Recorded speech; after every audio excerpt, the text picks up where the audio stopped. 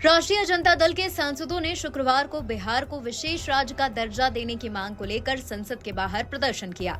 RJD सांसद मीसा भारती ने बिहार के लिए विशेष पैकेज के वादे को पूरा न करने के लिए पीएम मोदी से माफी मांगने की मांग की और कहा कि मौजूदा दी गई मदद काफी नहीं है, ये बिहार के साथ धोखा है।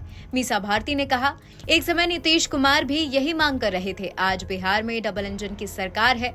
बिहार दौरे के दौरान पीएम मोदी ने कहा था कि विशेष पैकेज दिया जाएगा, लेकिन अब पीएम मोदी को याद नहीं कि उन्होंने पहले क्या कहा था। बिहार को दी जाने वाली मौजूदा सहायता कम है। किसी न किसी तरह से बिहार के लोगों के साथ धोखा हुआ है। पीएम को बिहार के लोगों से माफी मांगनी चाहिए। देखिए, अभी डबल इंजन की सरकार है। नीतीश कुमार जी भी एक समय मांग कर रहे थे और सिर्फ नीतीश कुमार जी ही मांग नहीं कर रहे थे। प्रधानमंत्री जी बिहार जाकर के और उन्होंने कहा कि उसको विशेष राज्य का दर्जा, स्पेशल पैकेज दिया जाएगा। और आज प्रधानमंत्री जी को अपनी ही बातें जो कही थी उन्होंने, उनको याद नहीं है। और जो बिहार को जो मदद भी दी गई है वो बहुत छोटी मदद है और उससे कितना समय में वो मिलेगा, तत्काल तो वो मदद मिली नहीं है। वो 10 साल में मिलेगा, 5 साल में मिलेगा, कब पूरा होगी। तो कहीं न कहीं एक तरह से बिहार की जनता को धोखा दिया गया है। तो फिर प्रधानमंत्री जी को ये बात बिहार जाके नहीं कहनी चाहिए थी। प्रधानमंत्री जी बिहार की जनता से माफी मांगे कि मैंने झूठ बोला था बिहार को, सिर्फ वोट के लिए मैंने ये बातें कही थी। क्या प्रधानमंत्री जी इसके लिए तैयार हैं? ये विरोध प्रदर्शन केंद्र सरकार द्वारा बिहार के लिए जेडीयू के विशेष श्रेणी के दर्जे के अनुरोध को अस्वीकार करने के बाद किया गया।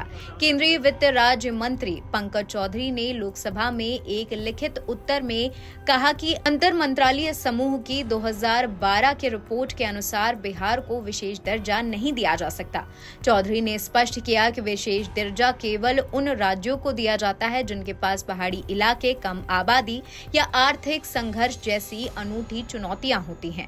चौधरी ने कहा, योजना सहायता के लिए विशेष श्रेणी का दर्जा अतीत में राष्ट्रीय विकास परिषद यानी एनडीसी द्वारा कुछ राज्यों को दिया गया था, जिनकी कई खासियत हैं। पहाड़ी और कठिन इलाके, कम जनसंख्या घनत्व या आदिवासी आबादी का बड़ा हिस्सा, पड़ोसी देशों के साथ सीमाओं का रणनीतिक स्थान, आर्थिक और बुनियादी ढांचागत पिछड़ापन, राज्य के वित्त की अव्यावहारिक प्रकृति शामिल थी।